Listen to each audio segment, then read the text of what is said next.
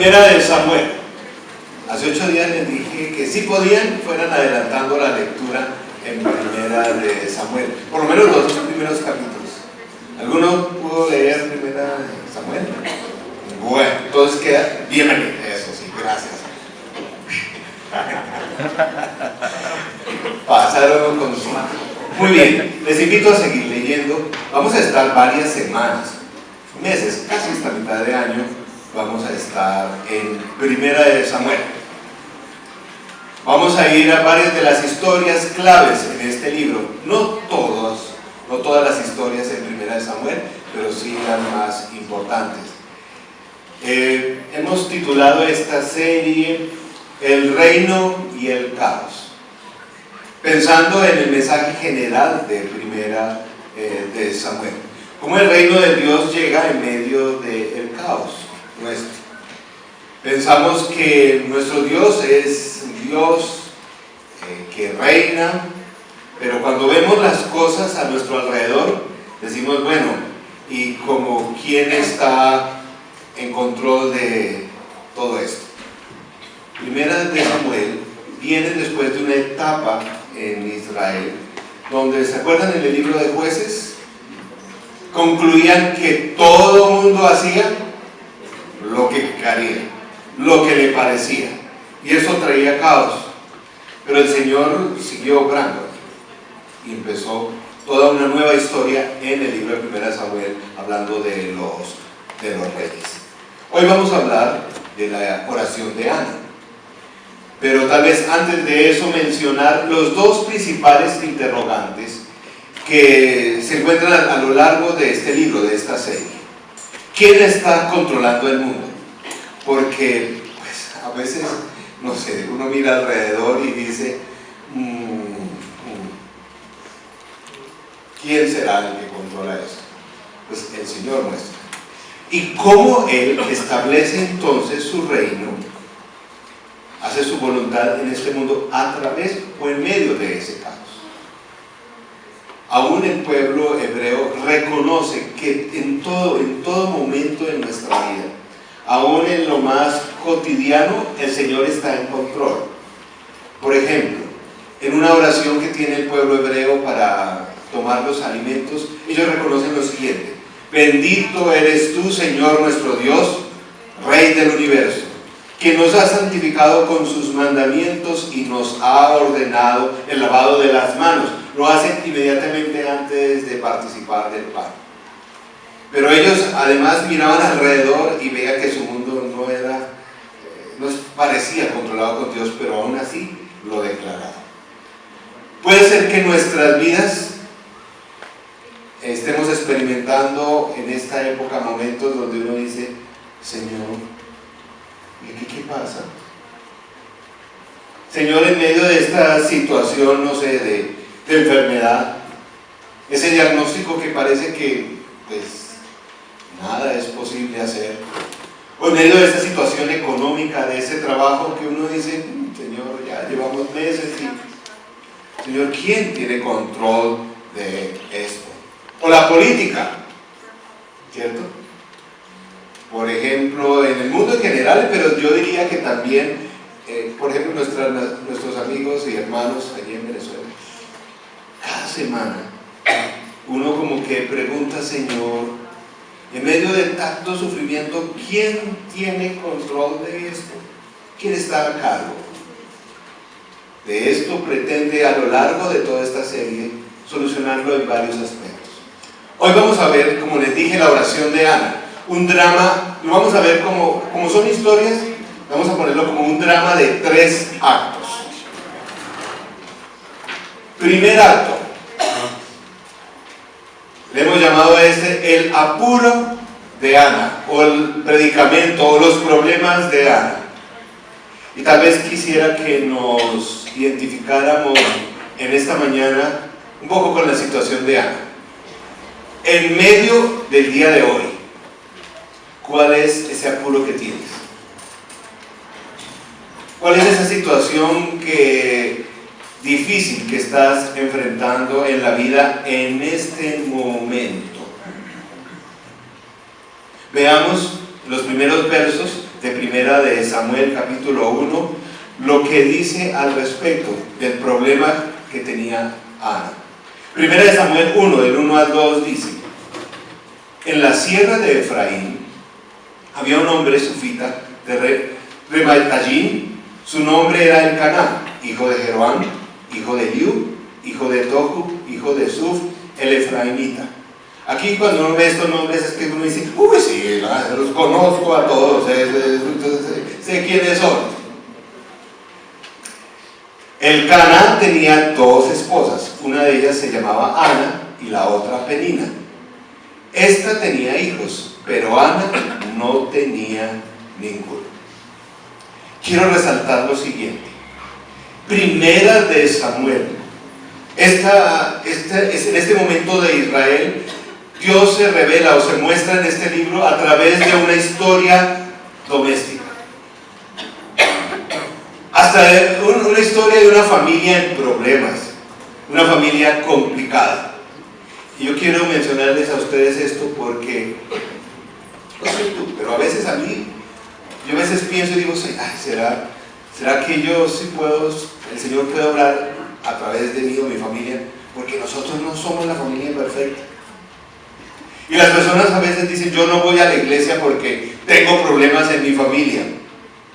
Pues no sé si has leído la Biblia, pero todas las familias que muestran en la Biblia tienen su rollo. Todas las familias que muestran ahí tienen problemas. O sea, querido amigo, amiga, bienvenida al club.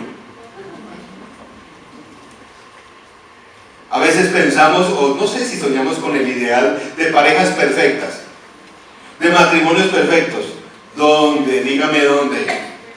Pues en la Biblia no está.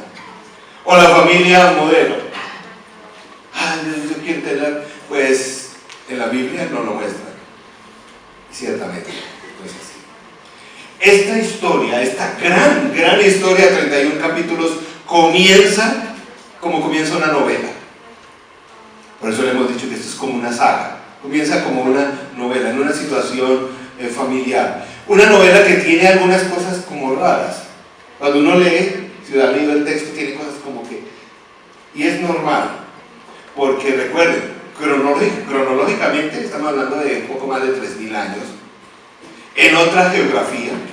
Esta historia ocurre en lugares que tal vez nunca hemos visitado, en otro ambiente cultural, con otra lengua, que hace toda una diferencia, y tenemos entonces que interpretar algunas cosas. Algunos dirán, ¿por qué tanto problema? Porque Ana no podía tener hijos. Bueno, en aquel entonces tener hijos era muy importante. Era importante para la situación económica de la familia. Recuerden que era una sociedad todavía agrícola, vivía en fincas, donde no era como el día de hoy, ciudades, trabajadores, empleos, no. Si la familia no tenía hijos, cuando los dueños o los papás se hacían mayores, adivinen quién iba a trabajar, nadie. Y esa familia se arruinaba si no había hijos que ayudaran y que trabajaran donde ellos vivían. Es un asunto económico también, por eso plantear esta situación allí. Es un asunto legal, porque ¿quién iba a heredar en aquel entonces? En aquel entonces no había todo el sistema jurídico que tenemos en el día de hoy. Si las familias, los padres envejecían o enfermaban, pues lo más probable es que otras personas tomaban el control de la tierra y quedaban desposeídos. Y obviamente era un asunto doméstico, porque era algo, un anhelo de Ana. Y aquí se muestra una situación que vemos con alguna frecuencia en el Antiguo Testamento, la poligamia, ¿cierto? Y bueno, quiero decir aquí bien claro, no hay ningún lugar en la Biblia donde Dios acepte la poligamia, no hay, muéstrame, no hay. Ni uno dice la poligamia es voluntad de Dios, eso no dice en la Biblia. Pero sí se muestran muchos casos. Y la Biblia muestra los enredos de una familia donde hay poligamia. Imagínense, estamos hablando del caos. Imagínense 3, 4 mujeres, qué caos. mandando esto es un esposo tierno, ¿no? medio tonto, pero bueno, cierto. Pero no. Hay momentos donde solo Dios puede obrar. Y tal vez estás en un momento así hoy. Pero esta historia recuerda, y Ana lo vive así, que en esos momentos Dios no está distante. Dios no se ha desentendido. Dios está presente y está atento de tu necesidad. Que Ana lo sabía. Parecía que no, que Dios estaba no, Dios está allí en medio de esa necesidad. Dios no es el Dios conceptual de los filósofos. ¿No se han dado cuenta el día de hoy? La filosofía pretende describir o cuestionar a Dios, las pruebas de la existencia de Dios, por qué Dios hace esto o lo otro. En la próxima serie vamos a hablar de filosofía, pero en esta vamos a hablar del Dios real. Nuestro Dios no es un concepto, es un Dios que está cercano. Tú y yo sabemos que Dios es soberano, pero a veces creo que aún hasta teológicamente exageramos la soberanía de Dios. Y algunas personas inclusive piensan, Dios es ese Dios que está allá distante en el universo, diciendo, aquí hago mi voluntad, y ustedes fíjense. Dios no es así. Dios no es ese Dios distante que está extendiendo su reino y está haciendo su voluntad, y nosotros simplemente, bueno, será. No es así. Nuestro Dios no es el Dios de las mitologías griegas, donde los dioses luchaban unos con otros, y esa lucha entre dioses afectaba al ser humano. Nuestro Dios es un Dios bueno, es un Dios que tus dificultades, mis dificultades, afectan el corazón de Él. Es un Dios único. Yo entiendo cuando algunas personas me dicen, yo no creo en ese Dios, y yo le digo, descríbeme el Dios que tú crees que yo creo. Y me describen ese Dios distante, y digo, no, yo tampoco creo en ese Dios. Yo creo en ese Dios que aún en su ira, esa ira es para beneficio del ser humano. Dios es así. Dios, no es cierto, algunas personas dicen que el Antiguo Testamento muestra el Dios bravo, malo. No es así. No sé qué Antiguo Testamento lees, pero el Dios del Antiguo Testamento es un Dios cercano, que se mueve, que tiene el control de la historia y establece su reino en medio de situaciones domésticas, como la de aquí, de Ana, y en tu situación real, aquí en casa, en el trabajo, en medio de la enfermedad. Ese es nuestro Dios.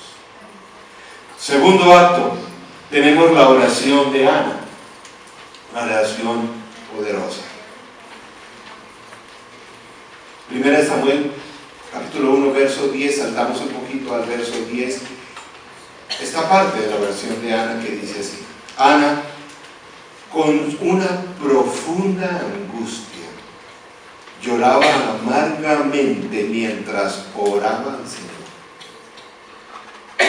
E hizo el siguiente voto: Oh Señor de los ejércitos celestiales, si miras mi dolor y contestas mi oración y me das un hijo, entonces te lo devolveré. Él será tuyo durante toda la vida, y como señal de que fue dedicado al Señor, nunca se cortará el cabello. Si leemos rápidamente esta historia, equivocadamente pensamos lo siguiente. Decimos, lo que está haciendo Ana es tratando de negociar con el Señor. Parece eso. Parece como si ella dijera, bueno, tú haces esto y entonces yo hago esto. Lo que pasa es que a veces nosotros sí oramos así: Señor, si haces esto, yo vengo todos los domingos a la iglesia, ¿sí? Pero no es lo que está pasando aquí. Tenemos la impresión de que Ana está regateando con el Señor, pero no es eso. Lo que Ana está haciendo es reconociendo que Dios es Dios, y ella está asumiendo la postura de total entrega. Ella lo que está haciendo, lo que el texto dice, es que ella está entregando y dice: Señor, aún si me das un hijo, eso es tuyo. Estaba reconociendo, es diferente. Pues que tú ores muchas veces, pero a veces se llega el momento donde sí decimos: Señor, en esta enfermedad, entrega. Tú haz tu voluntad. Hazla. Tú eres Dios. Básicamente lo que ella estaba diciendo: tú eres Dios, y si tengo un hijo, ese hijo es tuyo, no es mío. Miren, Dios, la oración no es un medio que Dios nos da para tratar de manipularlo a Él, o para que Él haga nuestra voluntad. La oración se trata de permitir que Dios haga su voluntad en ti y a través de ti. La oración no es una técnica. Por eso aquí no describen tanto, porque a veces leía un pequeño libro que decía cómo orar poderosamente. Mi pregunta es: ¿existe la forma de orar poderosamente? Entonces el autor de ese libro decía que pronunciáramos ciertas palabras, que el nombre de no sé qué, que oraran. Llegan momentos en la oración donde, como en el caso de esta mujer, en medio del sufrimiento dice: Señor, yo realmente entrego esto a ti, haz tu voluntad. Aquí, estoy seguro que aquí, en este salón, algunos de ustedes están aquí por la oración de una mamá, seguro, seguro, o de un padre. Algunos de ustedes están aquí por esa oración.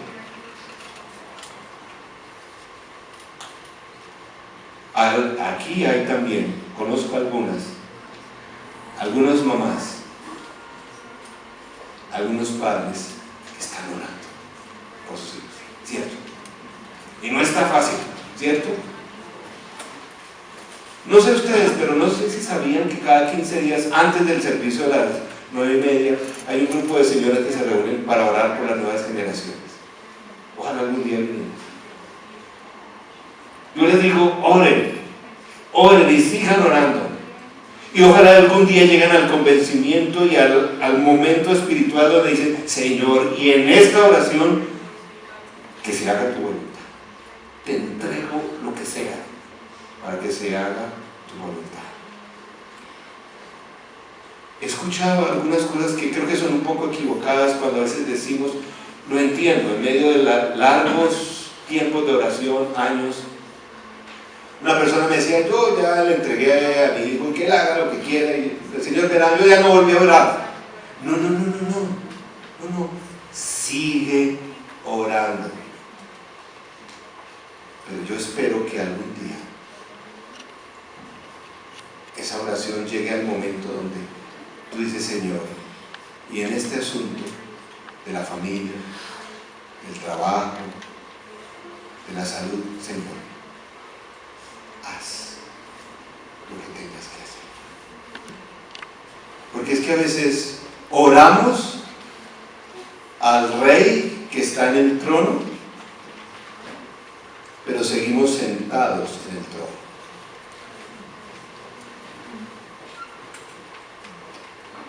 Y creo que ese Dios, ese Rey, se mueve cuando nos bajamos del trono.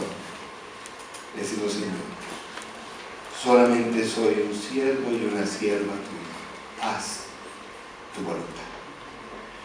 Primera de Samuel 2, el capítulo 10, en una parte del cántico de Ana dice así, verso 10, en la segunda parte dice: el Señor juzgará los confines de la tierra, fortalecerá a su rey y enaltecerá el poder de su ungido. Esta frase, para algunos de los autores bíblicos o de los teólogos del Antiguo Testamento, les causa problemas porque dicen: pero ¿cómo va a orar si todavía no da reyes? Eso fue un salmo que lo metieron después. Bueno, no es así. Lo que creo que esta mujer está diciendo, está anticipando. Si Dios obraba ¿Cuáles fueron los dos primeros reyes que vinieron en esta historia después? ¿Cuáles vinieron? Saúl y David. A Saúl y a David, ¿quién los ungió? Samuel. ¿Quién fue Samuel? El hijo que por fin tuvo. La oración de una madre hizo posible el establecimiento de un reino. ¿Pero escuchan? Ese es nuestro Dios. La oración de una madre hizo posible que se estableciera un reino. Por eso, papás, mamás, sigan orando. En toda situación. Para que el Señor, como lo hemos aprendido, ¿sabes? El Padre nuestro, venga tu reino en el cielo y en la tierra. Pero si realmente entregas tu necesidad al control del Rey, que Él haga su voluntad. Verso 12 en adelante dice: como Ana estuvo orando largo rato ante el Señor, Elí, que era el sacerdote del templo, se fijó en su boca. Sus labios se movían, pero debido a que Ana oraba en voz baja, no se podía oír su voz. Elí pensó que estaba borracha, así que le dijo: ¿hasta cuándo te va a durar la borrachera? Deja el vino. Oiga, esta pobre mujercita, es como dice también, o la pobre estaba orando y llega a su madre: no, usted está borracha. Muy dicho. ¿Usted no ha visto que todas las sagas se complican así? Todas. Yo estoy viendo una y todas por un malentendido se volvió y se complicó. ¿Se imagina usted viniendo temprano a orar? Bueno, yo no soy un sacerdote, pero que pase por ahí y diga: oiga, usted está borracha, ¿cómo viene borracha aquí? Es como el colmo. Pero miren la humildad de esta mujer, es una joya. Miren cómo reacciona. No, mi Señor, no he bebido ni vino ni cerveza. Soy solo una mujer, ¿qué? Angustiada, ¿qué? Que ha venido a desahogarse delante del Señor. No me tome usted por una mala mujer. He pasado este tiempo orando debido a mi angustia y aflicción. Tremendo.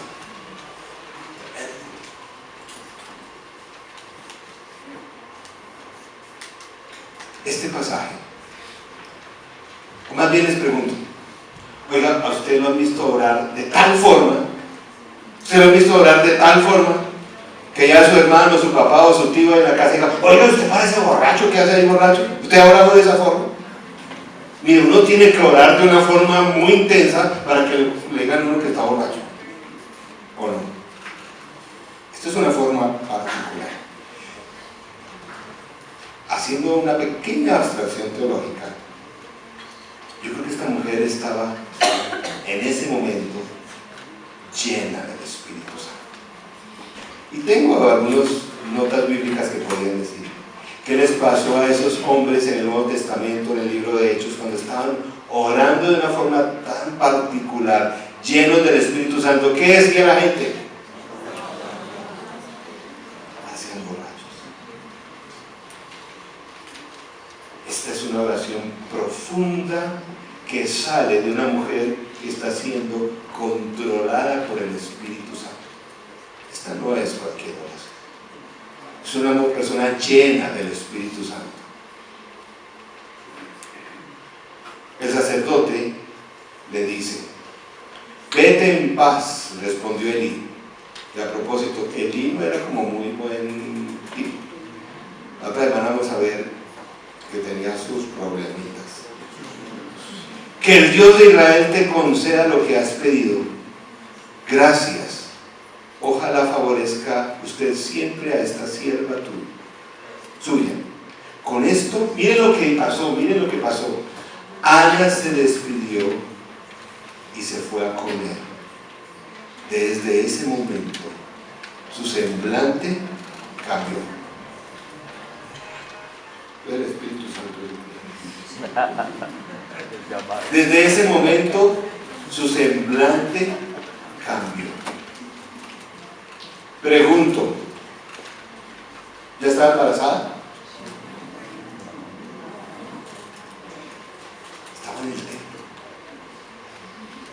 Este sacerdote le había dicho: paz, vete en paz, el Señor ha escuchado tu oración.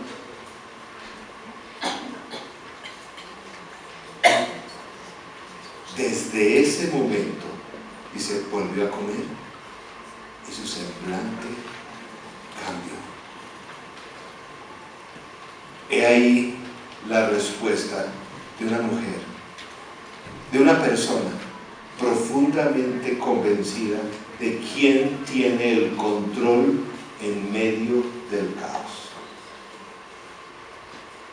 Por eso ella en ese momento pudo inmediatamente alabar a Dios. Tercer acto, la alabanza de Ana.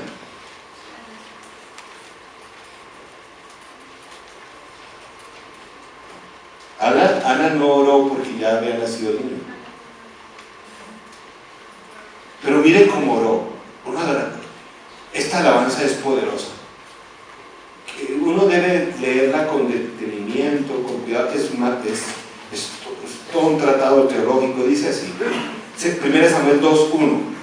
Ana elevó esta oración: mi corazón se alegra en el Señor, en Él radica mi poder. Puedo celebrar su oración y burlarme de mis enemigos. Ese es el momento que Ana estaba diciendo a Penina,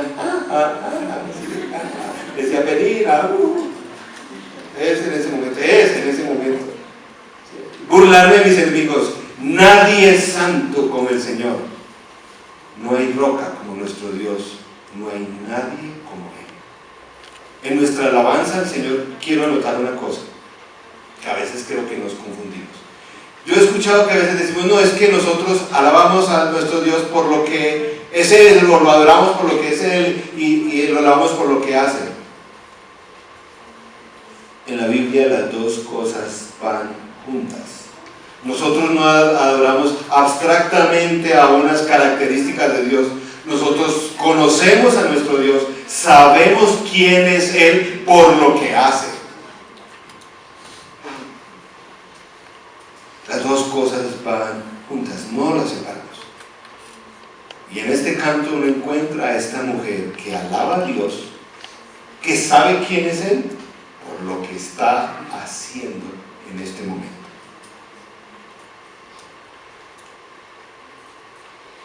No sé en qué situación nuevamente estás en el día de hoy. Que tu alabanza sea reconociendo quién es Él, pero no porque Él algún día hace, no, por lo que Él está haciendo en este momento. Miren cómo sigue la oración. Dejen de hablar con tanto orgullo y altivez. ¿A quién se las está echando? No profieran palabras soberbias. El Señor es un Dios que todo lo sabe y Él es quien juzga las acciones. El arco de los poderosos se quiebra, pero los débiles recobran las fuerzas. Los que antes tenían comida de sobras se venden por un pedazo de pan. Los que antes sufrían de hambre ahora viven saciados. La estéril ha dado a luz 7 veces, pero la que tenía muchos hijos languidece. Del Señor viene la muerte y la vida.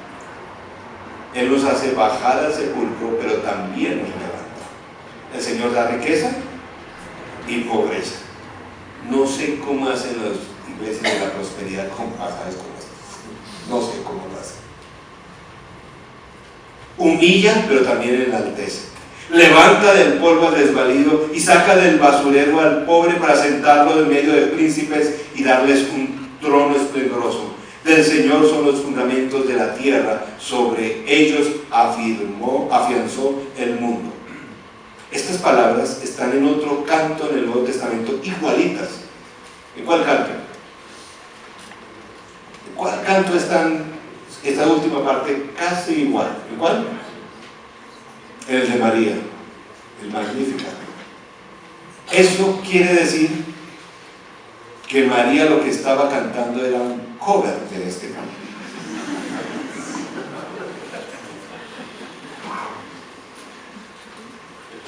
Él dice, Él guiará los pasos de sus fieles, pero los malvados se perderán entre las sombras. Nadie triunfa por sus propias. El Señor destrozará a sus enemigos, desde el cielo lanzará truenos contra ellos. El Señor juzgará los confines de la tierra, fortalecerá a su rey y enaltecerá el poder de un ungido. Esta es la alabanza de una mujer. Es lo que tenemos de una mujer que está siendo bendecida en una situación doméstica, pequeña, en su familia. Ella alaba al Dios poderoso en esa situación pequeña. Miren, nosotros a veces decimos que nuestro Dios está lejos. No sé hoy cómo hayas venido a cantar aquí. A veces canta como si Dios estuviera, ¿verdad? ¿Saben? Creo que nuestro Dios nunca es que esté lejos. Me parece es que nuestra alabanza a veces es distante.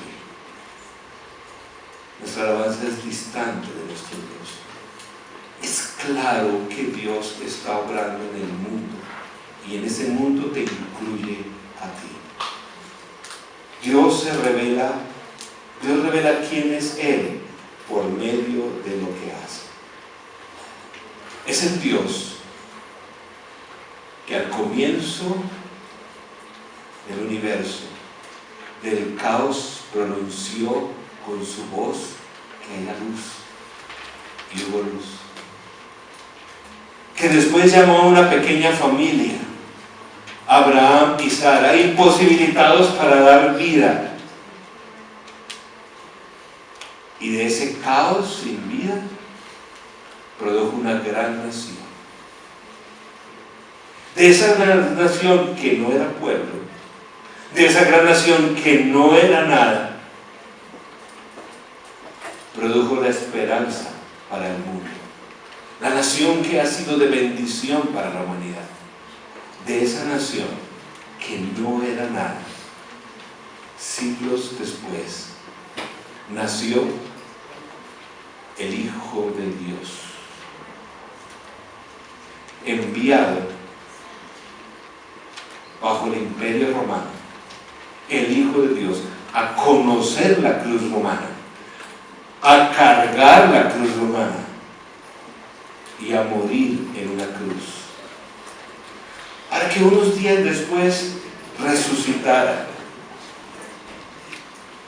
Y antes de partir de nuevo a los cielos, Él les dijo a los suyos: paz sea con ustedes. Paz sea con ustedes. Ana recibió de un sacerdote que no era perfecto, que era pecador, recibió el mensaje de Dios: paz sea para ti, Ana. Y Ana cambió. Ahora tú y yo tenemos el privilegio que el sumo sacerdote, el sacerdote perfecto, el sacerdote que se identifica con tu realidad, te dice hoy: paz sea contigo. Que la paz esté en tu corazón. No digas que Dios está distante. No puedes decir que Dios es un Dios por allá ajeno del cosmos, que hace sus trabajos y no piensa en tu necesidad. Cuando Él siempre y en este momento está extendiendo su reino en medio del caos. Puede ser el caos de tu hogar, esperando que en oración el Santo Espíritu te llene a tal punto que digas: Señor, te entrego esta carga, porque tú eres Señor. Haz tu voluntad en esa carga y en mí. Y que de tu corazón pueda brotar la alabanza que reconoce al Dios de los cielos, mientras esperas que Dios obre poderosamente en ti. Yo sé, pero más que yo sé, el Señor sabe, es más importante. que no todas tus oraciones han sido contestadas, ¿cierto?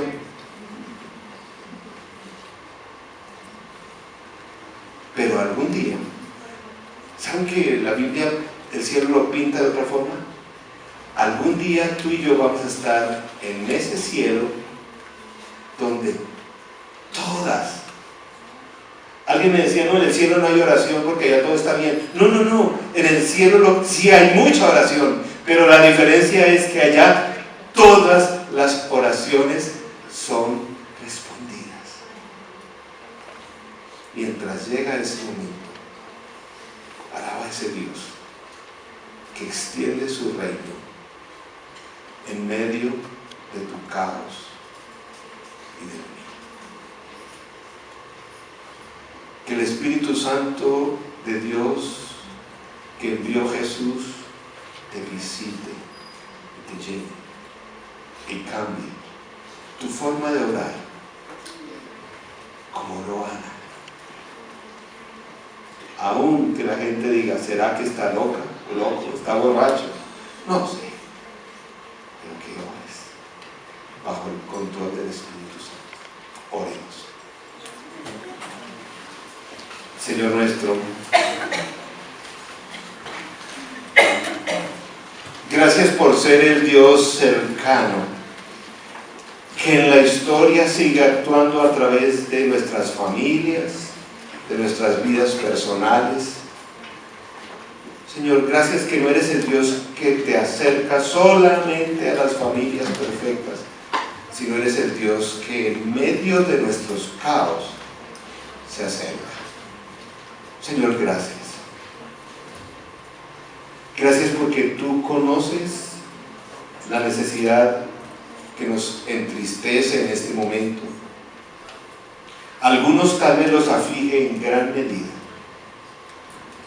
Señor, tú conoces esa necesidad y tú vas a extender tu reino en medio y en estas personas y en estas familias.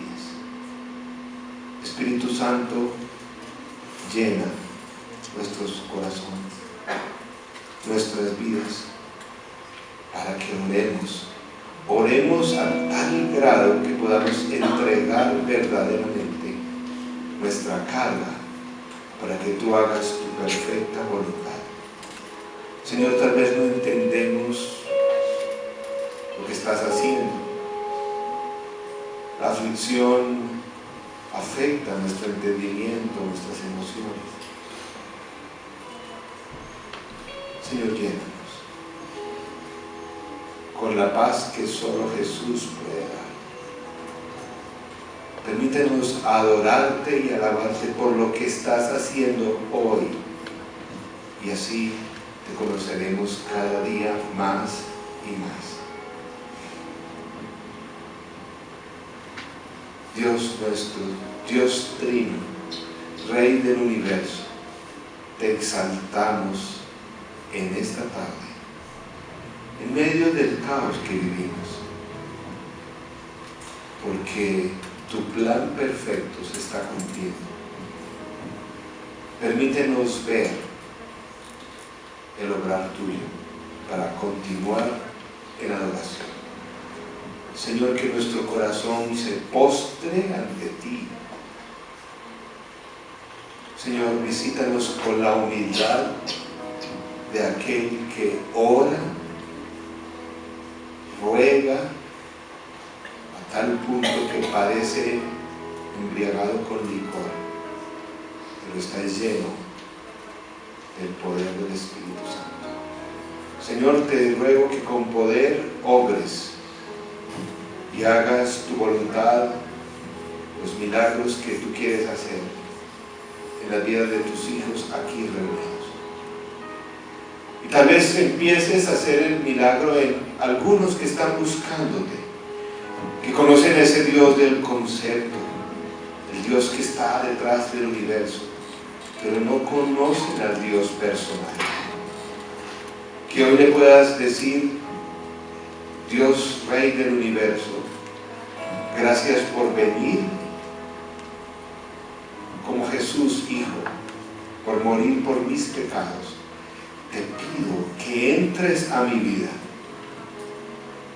a hacer tu voluntad y a extender tu reino en mí.